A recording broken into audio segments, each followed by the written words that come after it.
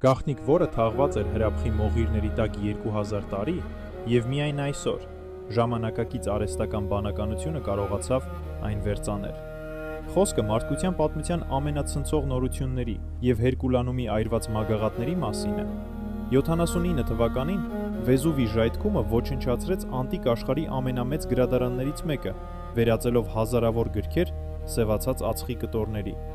Դարեր շարունակ աշխարհի լավագույն ուղեղները փորձում էին բացել այդ գրքերը, բայց դրանք փշրվում էին հպումից։ Սակայն նեոնային դարաշրջանի գերհզոր ալգորիթմները վիրտուալ կերպով բացեցին քարացած գլանափաթեթները և կարդացին անտեսանելի թանաքը։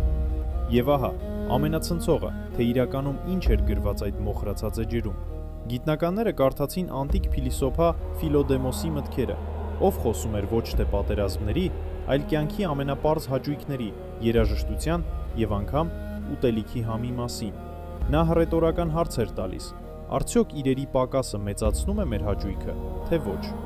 2000-ամյակ անց արհեստական բանականությունը մեզ վերադարձրեց կյանքը վայելելու անտիկ արվեստը։ Այս էլեկտրական և պատմական բախումը ապացուցեց, որ մարդկային միտքը և երջանկության որոնումը անմահ են։ Եթե ուզում ես բացահայտել աշխարհի ամենաշլացուցիչ նորությունները և պատմության առեղծվածները, չմոռանաս բաժանորդագրվել։